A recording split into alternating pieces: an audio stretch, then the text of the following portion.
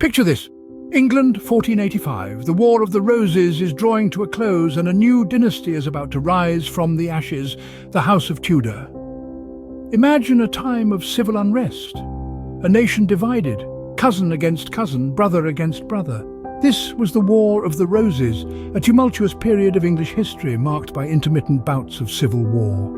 The Lancaster and York families, both branches of the Plantagenet dynasty, vied for the throne, their bitter rivalry symbolised by their emblems, the red rose for the Lancasters and the white rose for the Yorks. After years of bloodshed and power struggles, the conflict reached its climax at the Battle of Bosworth Field. It was here, on a fateful day in August, that the last Yorkist king, Richard III, met his end. And it was here that a new king, Henry VII, emerged victorious, symbolically uniting the warring factions by marrying Elizabeth of York. This union marked the end of the War of the Roses and the start of a new era. Henry VII, born Henry Tudor, was an unlikely king. His claim to the throne was tenuous at best, traced through his mother, Margaret Beaufort, a descendant of Edward III. But his victory at Bosworth Field and his subsequent marriage to Elizabeth of York effectively squashed any lingering opposition. His reign marked the beginning of the Tudor dynasty, a dynasty that would span over a century and produce some of the most iconic figures in English history. Under the Tudors, England underwent a period of great change. The monarchy was strengthened, the church was reformed, and the arts flourished. But the Tudor era was also marked by religious turmoil, political intrigue, and the execution of two queens. This was a time of giants, of Henry VIII and Elizabeth I, of explorers like Sir Francis Drake, and playwrights like William Shakespeare. But it all started with Henry VII. The unlikely king who rose from the ashes of war to found a dynasty that would shape the course of English history. So begins the era of the Tudors, an era that would forever change the face of England. Our first Tudor king, Henry VII, came to the throne under unlikely circumstances. So began the story of a ruler who would shape the destiny of a kingdom. Born into a world of chaos and conflict, Henry VII was not born to be a king, yet destiny had other plans. In the year of 1485, Henry, a distant claimant to the throne, defeated Richard III at the Battle of Bosworth Field, marking the end of the Wars of the Roses. This victory was more than a personal triumph. It was the dawn of a new era, the Tudor era. Henry's reign was characterized by his efforts to strengthen the monarchy. He centralized power, establishing a strong financial base that would be the envy of European monarchs. He created the Council of the Star Chamber, a court that increased the influence of the crown and reduced the power of the nobility. This was a king who understood the value of control and the danger of unchecked power. Henry's economic policies were equally shrewd. He introduced trade agreements, encouraged industry, and clamped down on corruption.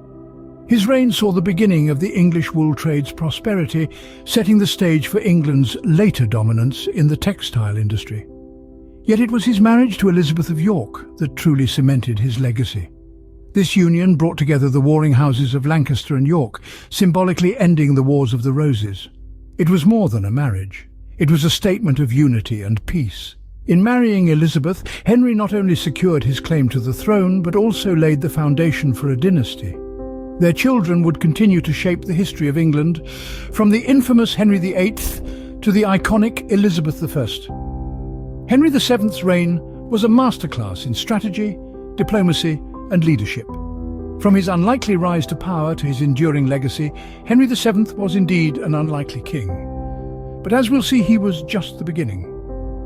Henry VII set the stage for a dynasty that would make its mark on history. The Tudor era had begun, and with it a new chapter in the annals of England. Next comes perhaps the most infamous of all Tudor monarchs, Henry VIII. This king's reign was a time of great change and controversy, largely due to his tumultuous personal life. With a voracious appetite for power and love, Henry VIII took 6 wives during his reign, a fact that has kept him at the forefront of historical discussion. He first married Catherine of Aragon, a Spanish princess, in a political alliance that ended in a contentious divorce. His second wife, Anne Boleyn, was his most infamous.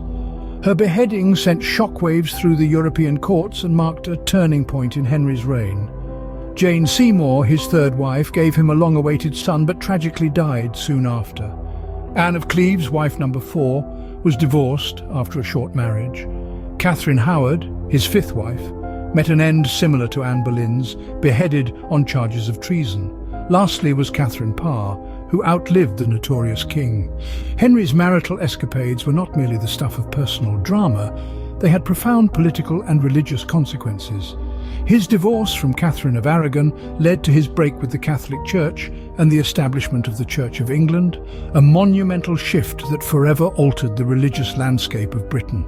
Despite the upheaval of his reign, Henry VIII left a lasting legacy through his 3 children.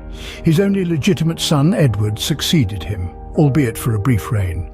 His daughters, Mary and Elizabeth, would each take their turn on the throne, with Elizabeth's reign marking one of the greatest periods in English history. Henry VIII's larger-than-life personality and tumultuous love life have made him a figure of enduring fascination.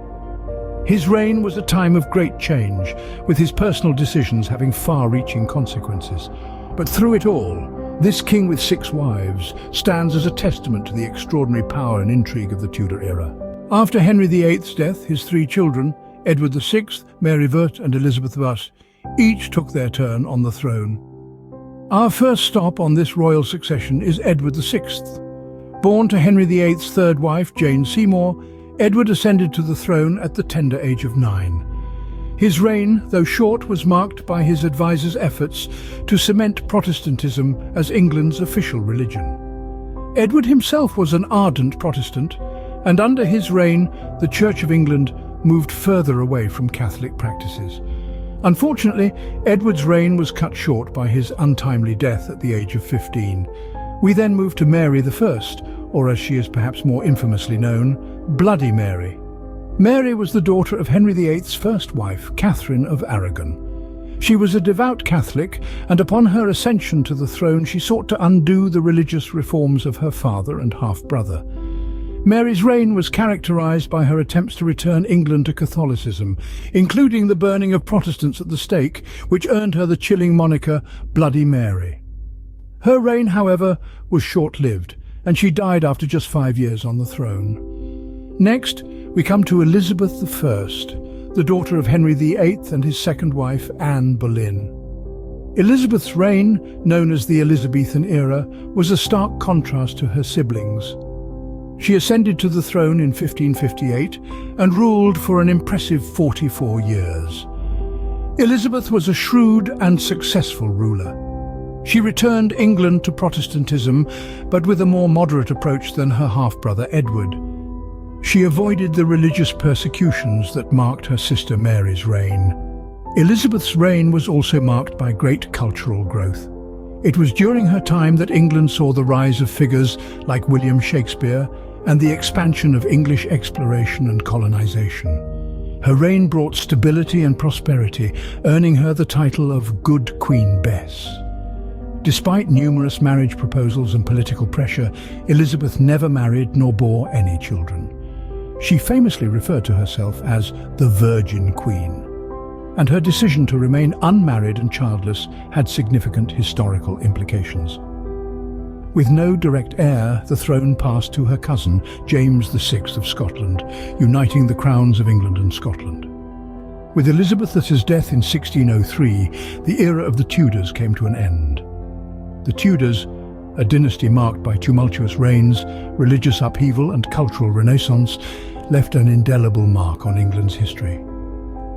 From Henry VII's unlikely ascension to Elizabeth I's prosperous reign, the Tudor era was a time of great change and development that shaped the course of English history. Now, let us not forget that in the midst of the Tudor era, a brief and tragic reign unfolded, that of Lady Jane Grey, the 9 Days Queen. Following Edward VI's death, political machinations led to the ascension of this young and innocent girl to the throne. The Protestant advisors of Edward VI, fearing a return to Catholicism under Mary, manipulated the line of succession in favour of Lady Jane Grey, who was also a devout Protestant.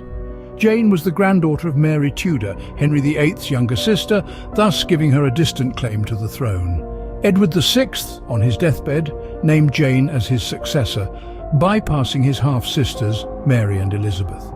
Jane's reign, however, was tragically short-lived. Mary rallied her supporters and claimed her rightful place as queen. Just 9 days after her coronation, Jane was imprisoned in the Tower of London. She was tried for high treason and, along with her husband Lord Guildford Dudley, was executed in February 1554. Though her reign was short, Lady Jane Grey's story is a poignant chapter in the annals of the Tudor era. Her life, manipulated by the political ambitions of those around her, serves as a tragic reminder of the ruthless game of thrones during this period. The 9 Days Queen, a young girl caught in the crossfire of religious and political strife, remains a symbol of innocence lost in the ruthless world of Tudor politics. The House of Tudor may have ended with Elizabeth I, but their legacy lives on. This dynasty, though relatively short-lived, has left an indelible mark on England and the world. The Tudors were instrumental in shaping the course of history through the English Reformation, which fundamentally transformed the religious landscape of England. The renowned Virgin Queen Elizabeth I ushered in an age of prosperity and expansion known as the Elizabethan era. This period saw the flourishing of arts and literature, most notably the works of William Shakespeare. Moreover, the expansion of English influence across the globe began under the rule of the Tudors, setting the stage for England's future as a global power. The Tudor monarchs were larger than life, their reigns filled with drama, intrigue and monumental changes. Their influence is still felt today in the realms of religion, culture and politics. From their unlikely beginnings to their lasting impact, the House of Tudor remains one of the most fascinating periods in history.